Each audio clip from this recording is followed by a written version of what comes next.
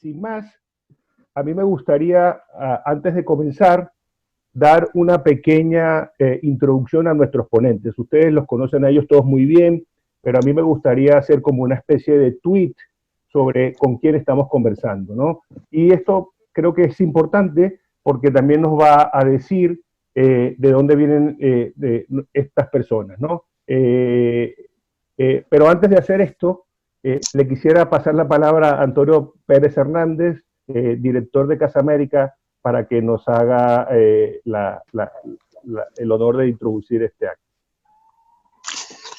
Muy bien, muchas gracias, Germán, y bienvenidos a todos a este debate en directo organizado por la Casa América y la Fundación Euroamérica. Ante todo, Ramón Jáuregui y yo queremos agradecer muy sinceramente a la ministra González Laya y a la canciller Susana Malcorra que haya aceptado participar en este debate moderado por Germán. Y un saludo muy especial a nuestra audiencia, que por cierto procede en su mayoría de países de América Latina. Además de la programación habitual de la Casa América, como ocurre también con la Fundación Euroamérica, estamos prestando especialmente atención en estos tiempos al impacto de la pandemia en América Latina. Así, estamos llevando a cabo toda una serie de debates sobre las previsiones y recomendaciones de organismos multilaterales y regionales sobre la pandemia. Lo hemos tenido con CAF y con CEPAL y lo tendremos en breve con la OCDE y el BID. Por otra parte, también estamos dedicando especial atención a nuestras relaciones con América Latina y a ello responde este primer debate sobre la política exterior española en América Latina. También prestamos especial atención a nuestras relaciones económicas. En breve iniciaremos un ciclo denominado Nuevo Escenario, riesgos y oportunidades para las empresas españolas en América Latina, con la participación de los secretarios de Estado de España Global, Comercio y el presidente de la Fundación Iberoamericana Empresarial, debate al que seguirán una serie de sesiones específicas sobre los sectores más relevantes de nuestra presencia empresarial en América Latina. Todos los análisis coinciden en la gravedad y profundidad de la crisis, que además se produce en un contexto de inestabilidad política, estancamiento económico y agitación social. Un panorama que apunta a una contracción del PIB superior al 5%, una reducción del comercio en un 15%, un aumento del desempleo en 12 millones de personas y de la pobreza en 30 millones. Sin duda un panorama muy negativo. España, como país nodal, de expresión grata a nuestra ministra, puede sin duda movilizar y contribuir a facilitar una respuesta internacional, europea, iberoamericana y regional para enfrentarnos a la pandemia y ayudar a la recuperación económica de la región. A este respecto, pues, se plantean cuestiones de gran importancia, como avanzar en coaliciones y propuestas en el marco internacional para responder y ayudar a América Latina, como promover una acción contundente de los organismos financieros internacionales y regionales para canalizar toda la ingente ayuda financiera que es necesaria, como promover estrategias de recuperación y una salida verde y social a la crisis, qué papel puede jugar la Unión Europea y la Comunidad Iberoamericana en esta crisis y, por último, cómo abordar conjuntamente los grandes temas de la agenda global, el cambio climático, el multilateralismo, el libre comercio, etc. Sin duda, esta crisis acelerará tendencias preexistentes y América Latina puede ser uno de los escenarios donde se diriman algunas de las fracturas o dilemas claves del nuevo escenario. Nacionalismo versus cooperación global, sociedades abiertas o cerradas, democracia autoritaria. El hecho de que compartamos principios y valores, sin duda, facilitará el entendimiento entre ambas regiones. Y nada más, es mucho lo que España y América Latina podemos hacer juntos. Sin duda, España está siendo muy activa, el Ministerio de Exteriores muy en particular, repatriando a nacionales y cooperando con la región latinoamericana en muchos aspectos. Estoy seguro que con este panel de lujo nos resultará más fácil comprender qué y cómo podemos hacer las cosas. Muchísimas gracias y te paso la palabra, Germán. Gracias a todos. Muchas gracias, Antonio. Algo que me olvidé mencionar, ya pueden empezar a hacer las preguntas por el chat, yo las voy a ir recogiendo y así vamos adelantando. También quería mencionar que otro de los organizadores, yo soy del IE, que trabajo con Susana Malcorra y también somos parte de la organización del evento. Ahora bien, vamos a decir estos tweets muy rápido. Todos ustedes conocen a la ministra de Asuntos Exteriores de Unión Europea y Cooperación de España, y algunos de nosotros también la conocemos de su anterior vida. Y quería decir esto porque es muy importante destacar que la ministra ha trabajado en temas de comercio exterior, tanto en la Organización Mundial del Comercio como en el centro, como directora ejecutiva del Centro de Comercio Internacional. Y desde ese punto de vista, la ministra ha tenido un papel muy importante en iniciativas como Aid for Trade y también el empoderamiento de la mujer a través del comercio. Y quiero dejar esto ahí porque me parece que va a ser importante cuando vayamos pasando por el coloquio. De Susana Malcorra, además de ser mi jefa en el IE y ser la decana del Departamento de Estudios Internacionales y Asuntos Globales, todos saben que fue también ministra de Relaciones Exteriores y de Culto de la Nación Argentina. Pero tal vez lo que yo quisiera destacar de Susana es su amplia trayectoria en el sistema de Naciones Unidas. Y esto también le da una visión impresionante porque, como vamos a debatir hoy, hay algo que no está funcionando bien en lo multilateral, y tener a una persona que ha estado en las tripas del sistema multilateral nos va a ser de mucha utilidad para poder discutir estos temas. Y en tercer lugar, tenemos a Ramón Jáuregui, también aquí en España ustedes lo conocen, ha sido eurodiputado, ha sido ministro de la presidencia del gobierno de España, pero lo que quisiera destacar de Ramón es su labor como copresidente de la Asamblea Parlamentaria Euro-Latinoamericana y como presidente de la Fundación Euroamérica, su gran involucramiento con la región. Y sin más, yo quiero empezar la primera pregunta y se la quiero dirigir a la ministra. Ministra, como todos sabemos, esta crisis nos va a dejar bastante mal parados desde el punto de vista económico, algunos peor que a otros. Sobre todo, vamos a terminar todos muy endeudados, tanto las familias como las empresas como los gobiernos. Aquellas regiones del mundo que tienen menos capacidad de maniobra, precisamente son los países emergentes y en particular los países de América Latina. Y la primera pregunta que yo le quería hacer, dado los vínculos tan importantes que hay entre España y el resto de América Latina, y también seguramente usted nos puede hablar del papel con los países emergentes, yo quisiera que usted nos comentara cuáles son las acciones que está tomando el gobierno español para apoyar a los países de América Latina que van a salir tan afectados negativamente de esta crisis. Gracias, Germán, y gracias a la Fundación Euroamericana y a Casa América por convenir, por invitarnos a todos a este evento digital. Si una de las pocas ventajas de este COVID es que nos está permitiendo estar casi en contacto constante a pesar de lo imposible del contacto físico, por lo menos estamos en contacto digital. Primero yo quería decir que la situación del COVID agrava una situación que ya no era muy buena antes del COVID, que vivíamos en un mundo, y esto lo sabemos muy bien en España y en América Latina, vivíamos en sociedades donde había una fractura digital, donde había una fractura social de desigualdades muy importantes, donde estábamos de alguna manera nos estábamos viendo afectados por una fractura geopolítica, tiraban de nosotros desde distintos extremos del mundo, y donde había una fractura también democrática, donde se estaban poniendo en cuestión sistemas políticos, sistemas de valores que son aquellos en los que nosotros creemos.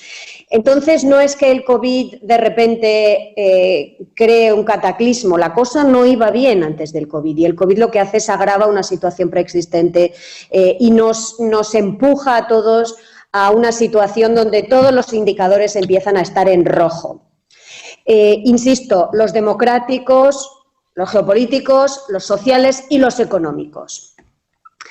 Y esto es cierto en España, esto es cierto en Europa, esto es cierto en América Latina y esto es cierto en el mundo. Y tenemos que ser conscientes de esta dificultad, porque para salir vamos a tener que hacerlo trabajando todos juntos, si realmente queremos salir de la manera más rápida y de la manera con un mayor impulso.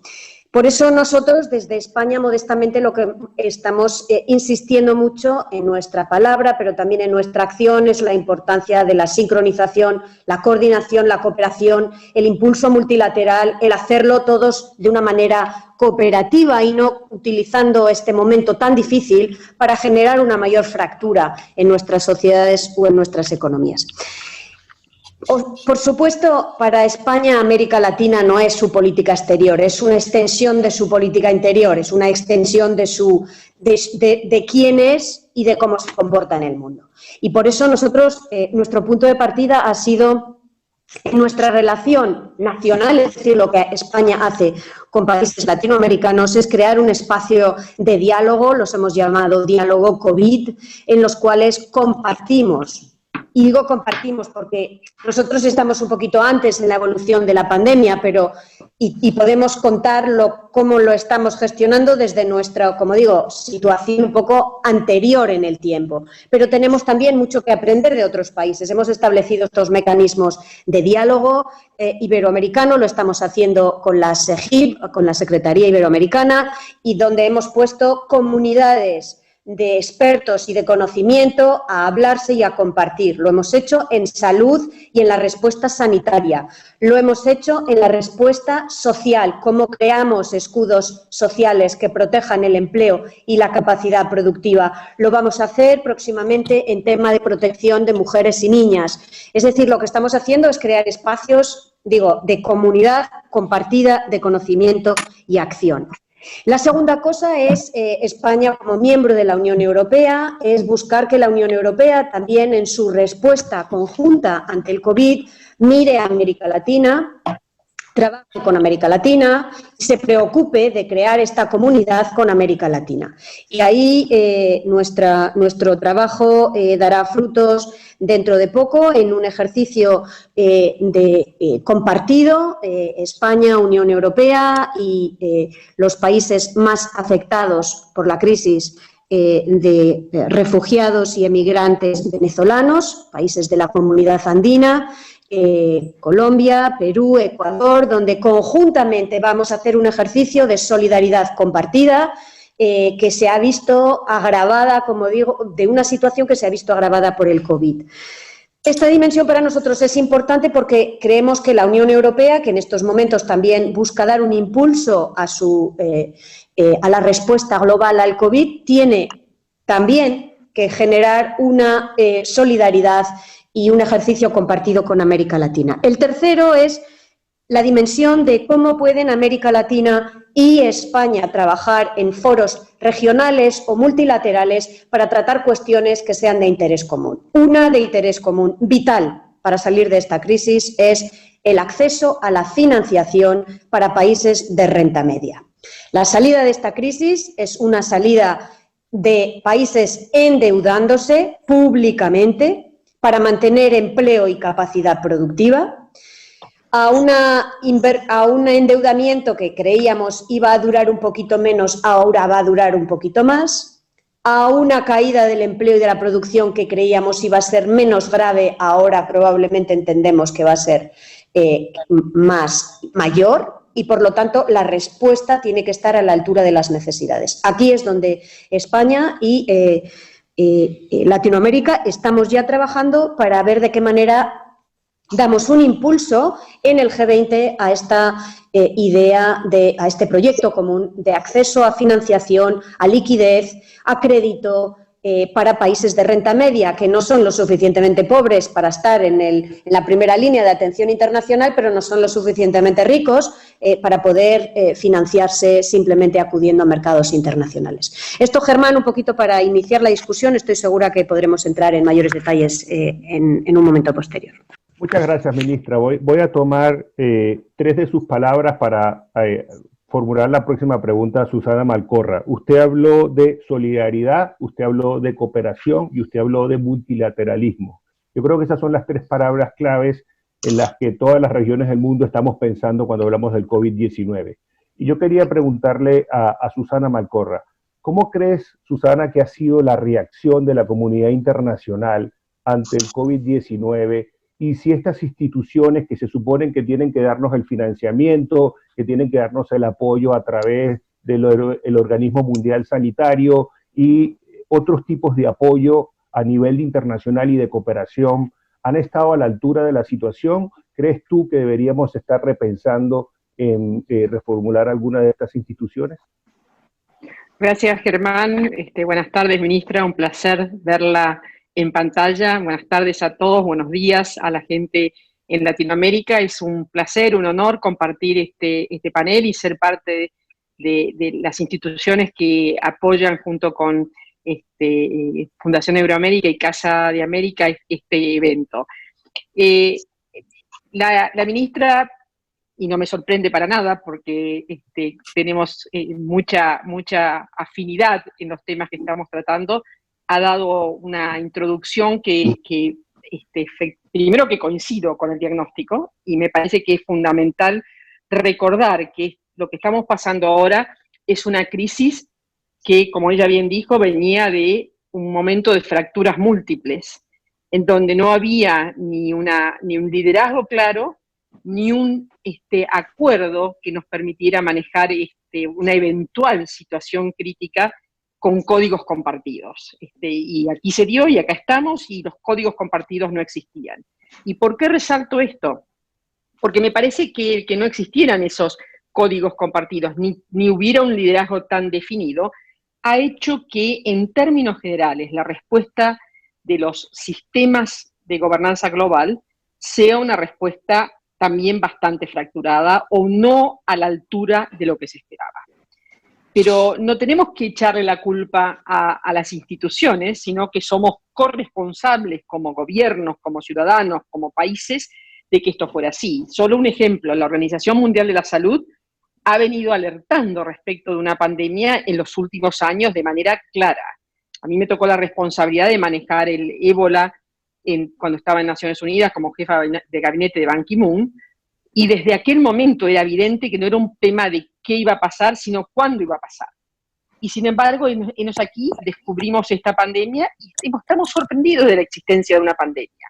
Entonces eso muestra que algo estaba pasando en nuestra forma de trabajar, de integrarnos, de ver la realidad, que tenía una cierta anomia por un lado y tenía una tensión que nos hacía que el coordinar nuestros esfuerzos no fuera posible. No vamos a abundar ahora en el porqué de toda aquella realidad, pero esa realidad fue con la cual nos encontramos frente a la pandemia.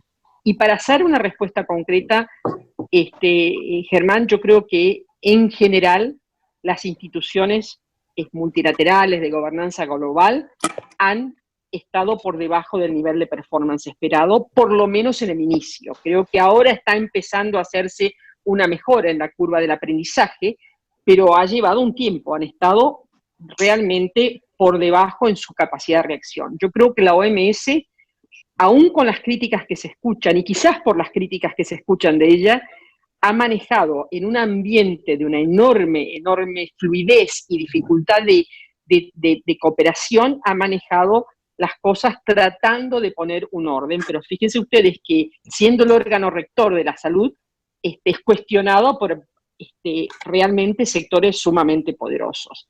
En cuanto a la respuesta por regiones, yo creo que la Unión Europea ahora está armándose, pero es claro que también le tomó un tiempo tomar en valor lo que era necesario, que se esperaba de ella.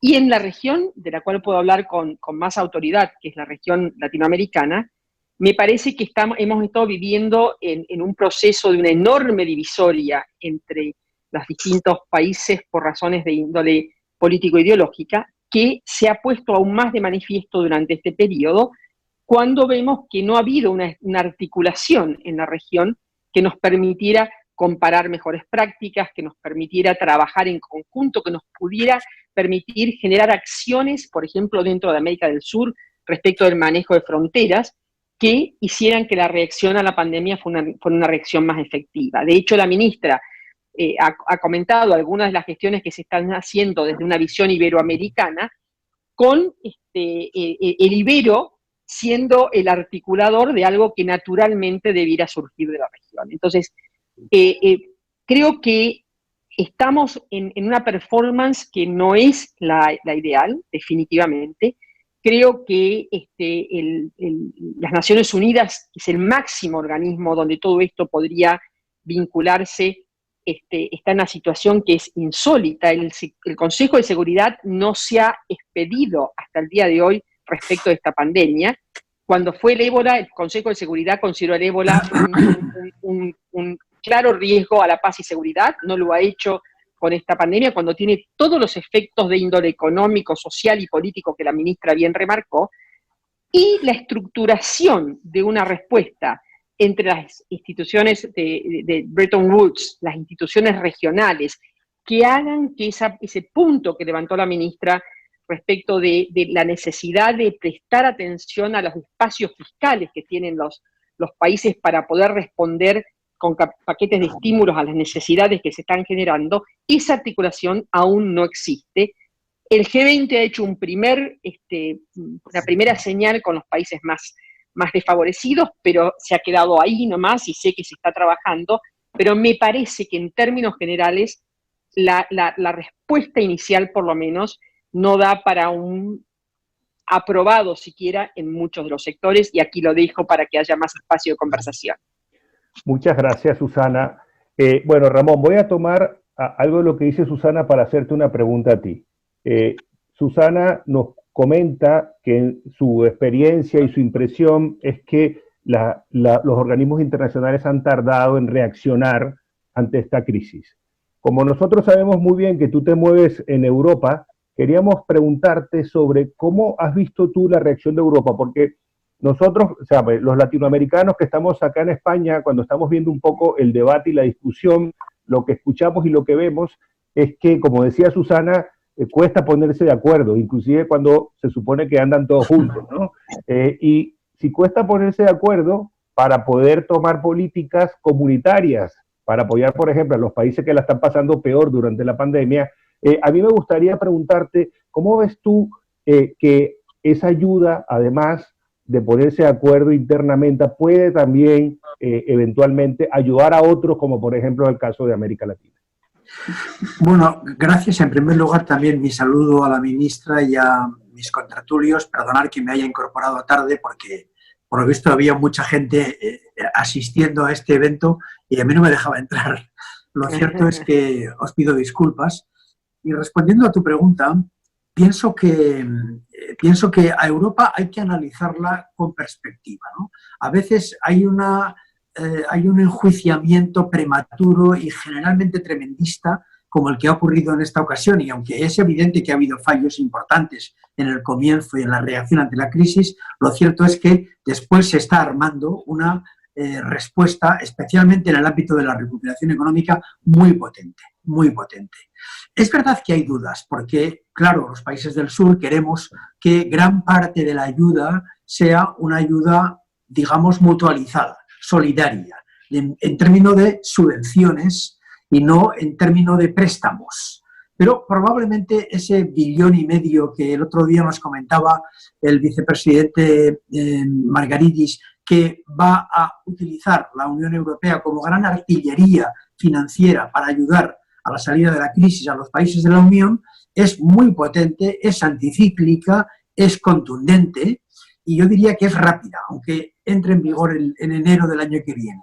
Hace falta que lo aprueben y hay problemas con Alemania, con los países de la llamada Liga Hanseática. En mi opinión, sin embargo, creo que a la postre va a haber una valoración positiva, porque creo que Europa va a reaccionar poniendo al servicio una mezcla de préstamos y de subvenciones suficientemente importante como para que los países podamos, digamos, ser ayudados en la recuperación tan necesaria después de la crisis.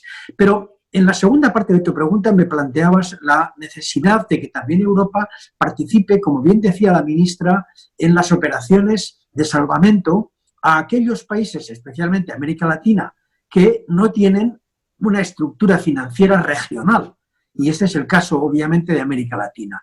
Yo quiero anunciar aquí, aprovechando este coloquio, que justamente he llegado tarde porque estaba en conversaciones con el presidente de la CAF y con el señor Carranza y con la FIE, con la Fundación Iberoamericana Empresarial, que preside el señor Piqué, porque juntos pretendemos hacer un documento en muy poco tiempo trasladado a la SEGIP, a la señora Rebeca Grispan, para que tanto SEGIP como CAF y desde luego los países de la Unión Europea, y por esto enlazo con tu pregunta, Germán, podamos presionar para que haya una red de seguridad financiera para los países, no solamente los pobres, sino también los de renta media, como se decía.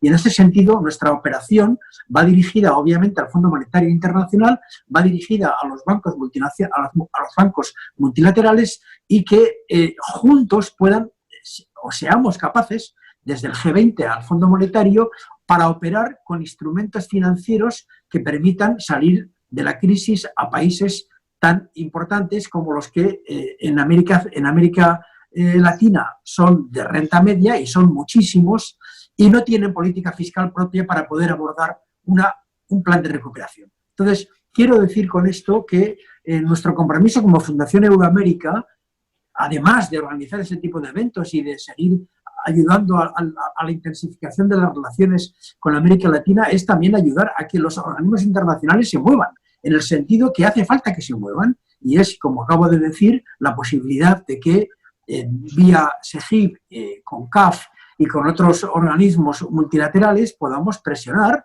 a G20 y a Fondo Monetario Internacional y a nuestra propia Unión Europea en favor de ayudas que esos países van a necesitar. Muchas gracias, Ramón. Bueno, ahora voy a empezar a hacer preguntas más difíciles porque no las preparé yo, sino me vienen del público, y el público que tenemos es muy informado y tiene preguntas más complicadas de las que hicimos inicialmente. Déjeme comenzar repreguntando a la ministra. Ministra, usted con este background que viene de comercio, una de las preocupaciones, y usted lo mencionó en su primera intervención, es que había muchas cosas que estaban rotas antes que llegara el COVID-19. Una de ellas era lo que estaba pasando a nivel del comercio internacional y del comercio mundial. Habíamos visto la pérdida de la relevancia de la Organización Mundial del Comercio, habíamos visto los intentos proteccionistas de varios países, y habíamos visto también, hablábamos de guerras, pero no de guerras convencionales, sino de guerras comerciales. ¿Cómo ve usted el mundo post-COVID-19? ¿Usted cree, leyendo un poco un artículo que Susana escribió recientemente, Susana decía que había como dos caminos, ¿no? A lo Borges, ¿no? Dos senderos que se bifurcan. Uno donde saldremos bien, seremos más solidarios, cooperaremos más, el comercio será algo bueno y nuevo, y un camino malo en donde seremos más proteccionistas, seremos menos cooperadores y seremos más sálvese quien pueda. ¿Cómo cree usted que esto puede devenir? ¿Cómo cree usted que esto puede evolucionar?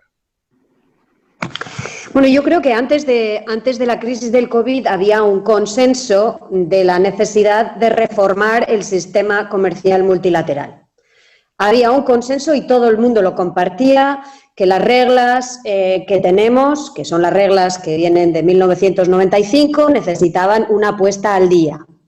Y que necesitaban una puesta al día porque el comercio internacional había cambiado mucho desde el año 1995 y había realidades enteras, incluido, por ejemplo, la realidad digital, que no estaban bien reguladas ni reglamentadas. Había cuestiones de competencia desleal que no estaban bien capturadas por las reglas existentes. Había una multiplicidad de situaciones entre la membresía de la organización que no se podía capturar simplemente con dos bloques, un bloque de países desarrollados y otro de países en desarrollo. O sea que había un consenso sobre la necesidad de reformar, pero donde no había un consenso era sobre cómo reformar.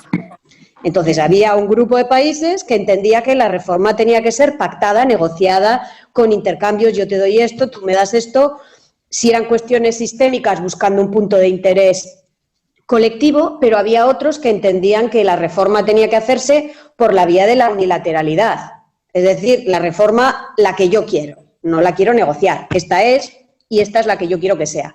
Entonces, espero, siempre todo es muy incierto, yo lo que espero es que el COVID dé un impulso a la negociación, a la reforma a través de una negociación multilateral y una negociación pactada, que es lo que va a poder traer un poco más de confianza a una economía que va a estar muy necesitada de confianza, muy necesitada de mayor seguridad, muy necesitada de un sentido de la dirección, que es lo que le puede dar una negociación multilateral. Pero entendiendo que la necesidad de reforma no solo sigue, sino que probablemente ahora se ha acentuado si comparo con la intensidad de esta discusión hace únicamente 4 meses.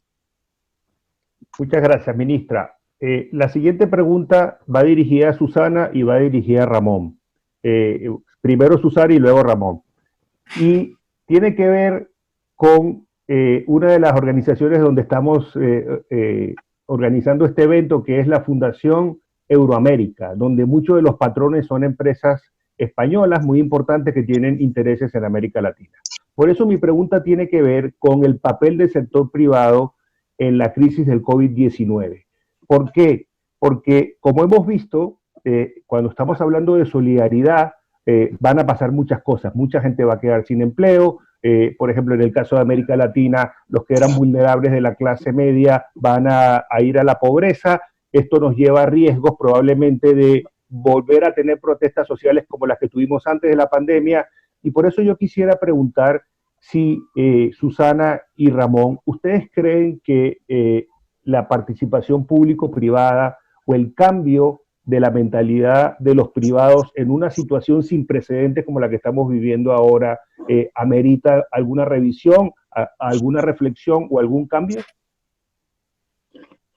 Bueno, en primer lugar, yo creo que así como la ministra hizo una descripción de todas las necesidades de refundación que había en los sistemas multilaterales en general y en el comercio en particular, creo que también había una necesidad de refundación, de restablecer un nuevo pacto social, un nuevo compacto social antes de que esta crisis empezara. El hecho de que como veíamos, tanta gente en las calles expresándose con tanta insatisfacción por tantas razones diferentes, creo que era una prueba de que había un agotamiento de los modelos existentes y que había necesidad de un cambio en ese sentido. Me parece que esta crisis lo ha puesto esto en el acelerador, lo ha puesto definitivamente en primer lugar. Creo que la salida de esta crisis va a ser muy compleja y que va a demandar de una responsabilidad compartida por parte de todos para encontrar los mecanismos de salida. Esa responsabilidad compartida, desde mi punto de vista, va a requerir que los gobiernos y las empresas se sienten a la mesa, pero que también se siente a la mesa el sector gremial, que aporte su perspectiva. Va a haber que ceder espacios, va a haber que ceder cosas, pero no es posible pensar que van a tener que ceder eso solamente los menos protegidos, los más desaventurados. Entonces, encontrar esos mecanismos en los cuales el Estado pone una parte, y por de allí venía el comentario de la ministra al inicio de la necesidad de ampliar el financiamiento y que el déficit va a crecer y que todo esto se va a prolongar en el tiempo más allá de lo previsto. Ese es un aspecto, pero también es cierto que creo que el sector privado, que está muy golpeado y que está muy necesitado, también va a tener que salir de manera, con respuestas innovadoras y con respuestas distintas para intentar minimizar el nivel del paro, que es un impacto de una gravedad enorme, y los gremios van a tener que tener la flexibilidad para admitir que en aras de que ese impacto sobre el paro sea lo menor posible, los mecanismos sean distintos y sean innovadores. Entonces yo veo definitivamente que esto va a ser una apelación a la responsabilidad compartida y a la solidaridad, y que va a requerir de que todo el mundo esté disponible y dispuesto para sentarse y pensar en tiempos distintos, en reacciones de tiempos distintos y con soluciones que sean innovadoras, sin lugar a dudas. Muchas gracias, Susana. Ramón. Bueno, yo comparto plenamente la filosofía que señalaba Susana y añado 2 argumentos que creo que lo sostienen todavía más, ¿no? La primera El primer argumento es el de que después de esta crisis probablemente esos movimientos que ya se estaban gestando desde hace varios años y que han tenido un impulso fundamental en Estados Unidos a raíz de la declaración de la Business Roundtable, es decir, de los 190 CEOs americanos que han, digamos, recomendado una reorientación del capitalismo hacia la incorporación de los intereses de la comunidad como parte de la estrategia empresarial, incluido luego Davos en enero de este mismo año, a propósito de lo que ellos llaman el capitalismo social, etcétera, el capitalismo de los stakeholders. Toda esta reflexión va a cobrar mucho más fuerza a raíz del COVID. Yo creo que hay una demanda ciudadana de legitimación social a las empresas que, por cierto, en esta crisis muchísimas de ellas han tenido un comportamiento muy social, muchas de ellas, haciendo cosas muy importantes, desde los hoteles que dejaban sus habitaciones para los enfermos leves, hasta 1000 ejemplos más de muchísimas empresas, muchas de ellas españolas, que han operado en América Latina de esta manera. Pero en segundo lugar, creo que hay una idea que no tenemos que olvidar y es la necesidad de que las alianzas público-privadas, lo que llaman las APPs, formen parte de la reconstrucción del futuro, como decía Susana. Pensemos en las infraestructuras, por ejemplo, pensemos en la innovación, pensemos en el medio ambiente, en la política de lucha contra el cambio climático, en esas grandes corrientes articuladoras del futuro. Las grandes compañías, especialmente, tienen que pactar con el gobierno compromisos de país. Y yo diría más, la idea que hace unos minutos me comentaba el presidente Carranza de la CAF, de crear un fondo financiero de ayuda a las grandes infraestructuras que integren la región, me parece una idea excelente. Se está hablando ya entre varios ministerios de Hacienda latinoamericanos, incluido el Tesoro español, para que participe en esta operación, que sea un sistema de financiación de las grandes empresas para grandes infraestructuras, carreteras, ferrocarriles, puertos, etcétera, que integren la región y que compitan con esa financiación fácil que China ofrece a sus compañías para evitar que Europa deje de estar presente en América Latina en esta tarea fundamental de reconstrucción del país. Muchas gracias, Ramón. Ministra, voy a pasarle algunas de las preguntas que nos hacen del público. Hay un par de ellas, voy a mezclar una que nos hace José Ignacio Salafranca con Laura Escobar, que tiene que ver un poco con, hemos visto, por ejemplo, que la heterogeneidad de América Latina ha hecho que diferentes países hayan manejado la crisis de diferente manera, pero muy diferente. Algunos países están sufriendo las consecuencias de no haber tomado medidas muy estrictas al comienzo de la pandemia, y otros países han sido básicamente ejemplos casi que a nivel mundial en la lucha contra la pandemia. Ese es un primer escenario. El segundo problema que algunas personas identifican en América Latina es que esto ha despertado las tendencias autoritaristas en varios de los gobiernos de la región.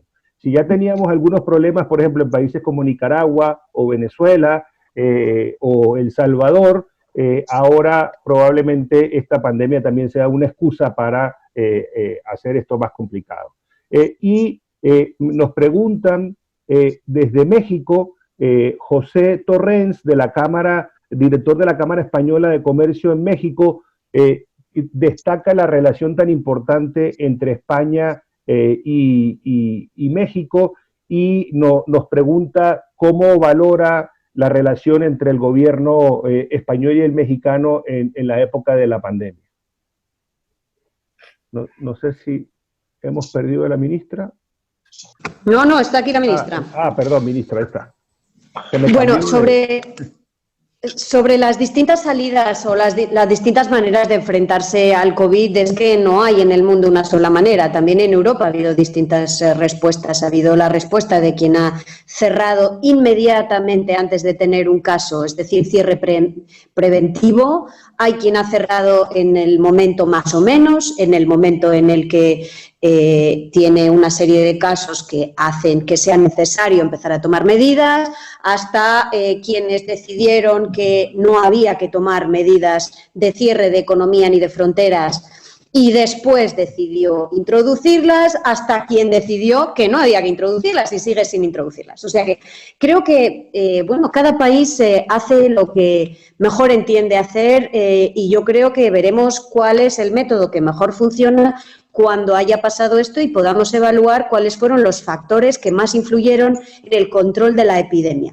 Y por eso es importante, yo creo, que nos prestemos a este ejercicio de examinar ex post cómo fue la respuesta de la OMS y cómo fue la respuesta de cada uno de nuestros países. Por eso, en nuestro caso, el presidente del Gobierno ha dicho que la primera cosa que vamos a hacer cuando salgamos de la crisis es una comisión que examine si funcionó, qué funcionó y si no funcionó, por qué no funcionó. Creo que esto va a ser muy importante porque me temo que no va a ser la última vez que tengamos que enfrentarnos a una pandemia y sería útil que una de las lecciones que aprendiésemos de esta pandemia es estar mejor preparados con protocolos, con resiliencia para enfrentarnos a la próxima crisis. Sobre la exacerbación de tendencias autoritarias que preexistían a la crisis, sí, eso lo estamos viendo no solamente en América Latina también, esto lo estamos viendo en distintas partes del mundo. A veces se dice que esta es la única manera de conseguir resultados, pero a estos ejemplos de países más o menos autoritarios se pueden contraponer los ejemplos de otros muchos países perfectamente democráticos que también están consiguiendo controlar la pandemia con resultados increíbles. Luego, nuevamente, creo que the jury is out, como dirían en la lengua de Shakespeare. A mí, en todo caso, lo que me parece es que no puede ser la lucha contra el COVID una excusa para recortar derechos, recortar libertades, abusar de los ciudadanos o abusar de los sistemas democráticos. Que las limitaciones que se impongan tienen que hacerse dentro de los límites que nos marca la ley y respetando las reglas de juego, que me parece que siempre es lo más sano. Sobre las relaciones entre el gobierno mexicano y el gobierno español, excelentes. En todos estos diálogos que he mencionado pusimos en marcha con ocasión del COVID, México y España lo han estado haciendo de manera conjunta, lo cual no quiere decir que cuando haya una necesidad de crítica por parte de México no se haga y cuando haya una necesidad de crítica por parte del Gobierno de España no se haga. A nosotros, en todo caso, siempre nos parece más útil que las críticas sean discretas y que las cuestiones que no funcionan se traten en bilateral sin acudir a los megáfonos. Pero bueno, esto es una cuestión de estilo. Muchas gracias, ministra. Susana, el público pregunta que quiere un poco más de detalle sobre esto que tú comentabas del multilateralismo, ¿no? Y nos dan un par de ejemplos que me gustaría preguntarte y ver cuál es tu opinión. Uno de ellos es el papel del G20 en esta crisis. Tomando en cuenta que en el G20 tenemos 3 países de América Latina y que, digamos, se percibe como que no ha tenido un papel de liderazgo, como por ejemplo el que tuvo durante la crisis subprime. Esa es la primera pregunta. Y la segunda pregunta tiene que ver con el Consejo de Seguridad de las Naciones Unidas. ¿Qué pasa ahí? ¿Por qué no ha reaccionado? ¿Qué crees tú que está pasando dentro de lo que ya comentaste de la reacción de estos organismos, que es lenta y toma su tiempo y que de repente están mejorando su desempeño? Pero nos preocupa mucho que estos escenarios donde se puede discutir lo multilateral no están funcionando.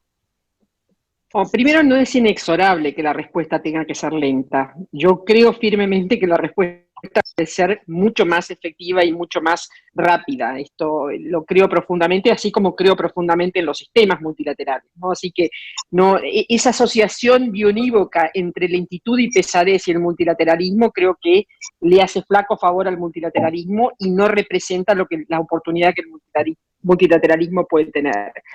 G20. Yo creo que el G20 está sumamente lento. Lo que pasó en la crisis del 2008 puso en evidencia que inmediatamente hubo una reacción y una reacción muy fuerte. De hecho, se transformó en un G20 que era manejado a nivel de ministros de finanzas, a un G20 que se presidencializó. Así que hay una oportunidad que hasta ahora no se ha aprovechado. Yo entiendo que los gobiernos y los presidentes de los gobiernos están dedicados a sus problemas internos, pero esta es una oportunidad de poner el tema en la mesa y tener una acción concreta. Me parece que sería muy bueno que los gobiernos de Brasil, México y Argentina movilizaran algo así, pero no veo que ello pueda ocurrir, es decir, el diálogo no está siendo fluido.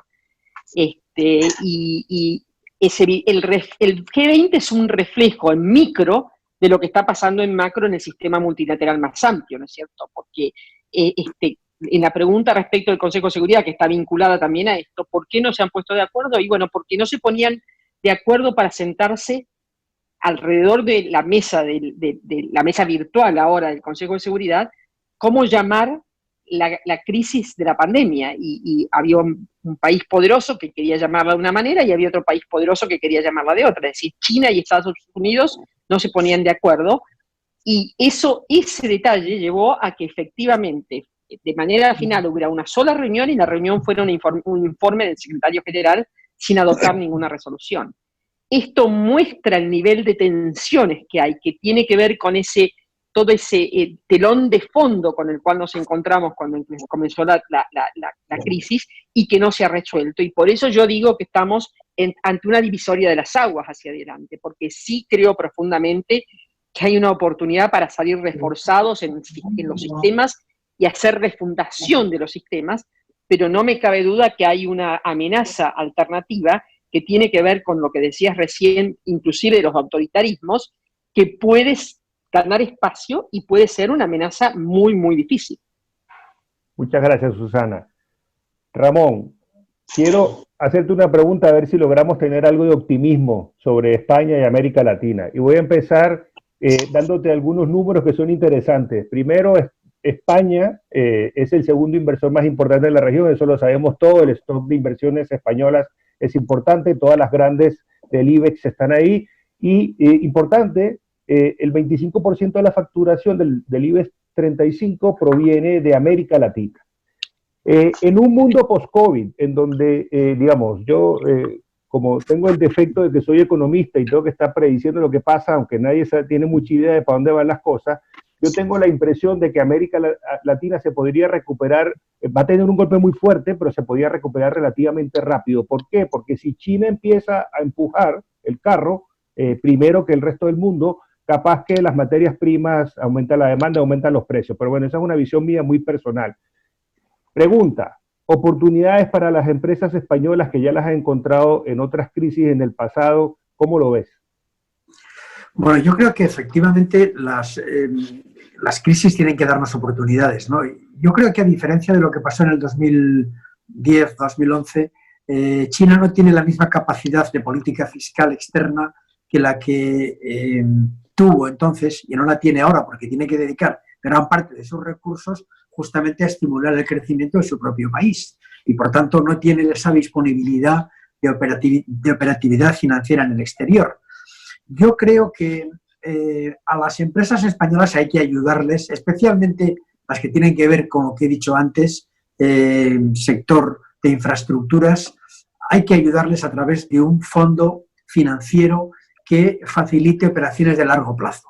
Eso me parece fundamental, porque si no, no compiten fácilmente con grandes compañías chinas que realizan operaciones de infraestructura con una financiación más fácil, ¿no? Entonces, esta primera parte, si la tenemos, seguiremos siendo los mejores, porque yo creo que la capacidad de las grandes compañías, especialmente de obra pública, pero no solo, especialmente en el ámbito del medio ambiente, energético, también en el ámbito de la innovación, empresas farmacéuticas también. Es decir, hay una oportunidad para desarrollar una actividad con inversión. Es verdad que que América Latina tiene a su vez algunas potencialidades muy importantes, especialmente su demografía, sus recursos naturales, su cualificación profesional, y todo esto, en mi opinión, favorece que nos planteemos estos estímulos para que la empresa española y la empresa europea se hagan presentes y sigan siendo principales inversoras, incorporando a sus cadenas de contratación y facilitando, como he dicho antes, esa conexión empresarial que los europeos hacemos mejor que cualquier otro en el mundo. Gracias, Ramón. Ministra, yo quiero enlazar esta pregunta porque teniendo una ministra de Exteriores con un background tan comercial como el que tiene usted, en el sentido de que viene del mundo del comercio exterior y que mi impresión es que cree mucho en la apertura comercial y en lo multilateral, y además también viendo los cambios que ha habido en el ministerio para reforzar toda la diplomacia comercial y económica, le quería preguntar cómo ve las acciones del gobierno español, tanto del Ministerio de Relaciones Exteriores como de otros entes que tienen que ver con la inversión en América Latina, con las exportaciones de América Latina, con la inversión de las multilatinas en España, y cómo ve que puede responder la política exterior y económica ante este fenómeno. Bueno, yo creo que tenemos una oportunidad muy importante ahora, en este momento post-COVID, para ir más allá de lo puramente comercial o inversor, que es la tradicional manera de internacionalizar, que es comercio e inversión. Exportaciones, importaciones, exportaciones de inversión o importaciones de inversión. Y yo creo que ir a un concepto más amplio, que es el de la diplomacia económica, que es no solo comercio e inversión, pero que también puede ser diplomacia científica, que puede ser diplomacia deportiva, que puede ser movilidad en el sector culinario. Es decir, la diplomacia tiene que tener un paraguas más amplio y de lo que se trata es de apalancar de una manera más inteligente los recursos a ambos lados del Atlántico. Y esos recursos son increíbles. Y pongo, por ejemplo, un recurso que es la comunidad científica y estudiantil. Aquí estamos con el Instituto de Empresa promoviendo este evento. A mí me gustaría, y eso sería mi aspiración, que cuando un estudiante en América Latina de posgrado o incluso de grado tuviera que decidir, quisiera decidir marcharse a hacer un posgrado a otro país, no necesariamente mirase simplemente a la parte norte de su continente, sino que dijera, bueno, pues me voy a Europa, voy a elegir España porque este es un lugar donde el talento que yo tengo y que yo aporto se va a capitalizar. Y cuando un posgrado español imaginase marcharse fuera, dijera, me voy a marchar a un país en América Latina porque creo que allí hay un ecosistema y allí hay una aceptación y una acepción de mi talento que me va a permitir también capitalizarlo. Luego, lo que me gustaría es, a futuro, proyectar esta idea de diplomacia económica, que es más amplio que simplemente el comercio, la importación, exportación, que es el clásico, y darle un paraguas más amplio, porque precisamente entre España y América Latina podemos hacer todo esto con relativa sencillez, dado que la parte cultural, el idioma, los códigos, etcétera, los tenemos compartidos genéticamente. Muchas gracias, ministra. Bueno, ya estamos sobre la hora, con lo cual ya no tengo mucho más chance de hacer preguntas difíciles, pero me gustaría, tal vez para cerrar el foro, tal vez con una reflexión, ¿no?, de hacia dónde vamos. Yo creo que varios de los temas que han salido acá nos indican que el lugar común de que el mundo no va a ser, ¿no?, lo que era antes y que muchas cosas van a cambiar, yo creo que tiene un significado importante. Los mercados de consumo van a ser diferentes, probablemente la manera en que vamos a producir también va a ser diferente. La pandemia, esperemos que nos levante la preocupación por otros temas de bienes públicos globales que son importantísimos, como el cambio climático, ¿no?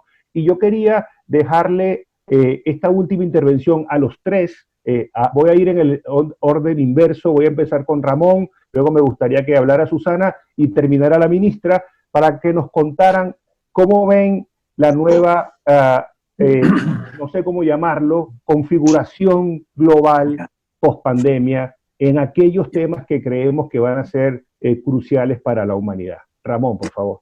Bueno, coincidimos en que va a haber muchos cambios, pero no sabemos muy bien cuáles y hacia dónde. Lo que yo pienso es que hay unas corrientes de fondo que son contradictorias. Que en este momento, por ejemplo, pensamos, sí, va a haber una globalización más ordenada, pero al mismo tiempo también hay una tentación nacionalista. Y no se sabe muy bien si va a ser una contraposición de posiciones, como bien decías antes tú, contradictorias. Se habla de que va a haber más solidaridad, pero el aislamiento social va a promocionar también un cierto individualismo. Se habla de que va a haber más igualdad, más estado del bienestar, pero cuidado, también hay fracturas, como se señalaba por parte de la ministra al principio, que emergen, fracturas digitales, fracturas en el trabajo formal y en el trabajo informal. Es decir, que hay toda una acumulación de elementos contradictorios que señalan un cambio. Lo que importa, y con esto termino, es que seamos capaces de orientar hacia lo mejor esas tendencias, a que verdaderamente el mundo camine en la dirección que consideramos más acertada, más democrática, hacia un mundo mejor, con una globalización más ajustada, con una, digamos, una cultura por el cambio climático y por la sostenibilidad, por la solidaridad, por el Estado, digamos, magro, no engordado, por los servicios públicos. Entonces, todo esto hay que alimentarlo. Y eso lo hace la política, en el sentido más noble de la palabra. Creo que lo que tenemos que intentar es que la salida de la crisis sea en la buena dirección, porque no está claro que lo vaya a ser. Susana. Pues yo en todo esto sigo siendo optimista. Me parece que lo que la crisis ha hecho es poner en valor la enorme dificultad que teníamos con el modelo existente. Entonces creo que esto nos obliga colectivamente a replantearnos ese modelo y a replantearnos, para mí, basados en dos acuerdos fundamentales que tuvimos en el 2015 y que están ambos a mitad de camino. Uno es el Acuerdo de París por el cambio climático y otro es la Agenda 2030. Si uno mira esos dos acuerdos que el mundo abrazó en el año 2015, casi todo lo que está por hacerse está incluido allí. Me parece que lo que es necesario ahora es liderazgos que sean realmente ambiciosos, y cuando hablo de liderazgos políticos, de liderazgos empresariales, de liderazgos sociales, de participación de la juventud, lo cual me da una enorme expectativa positiva, de la mujer teniendo un rol aún más activo. Entonces, no es momento, bien decía Ramón recién, es un momento de política, pero es un momento de la política entendida en el sentido más amplio, donde todos somos actores de la política y todos tenemos que ser capaces de llegar a esas conclusiones que nos hagan realmente empezar una nueva era en nuestra realidad. Gracias, Susana. Ministra, ¿hacia dónde vamos? Es difícil saber a dónde vamos. Yo coincido con Ramón que estamos viendo movimientos perfectamente contradictorios. Lo que yo sí creo es que vamos a vivir durante un periodo bastante largo en un mundo de mayor conflicto geopolítico.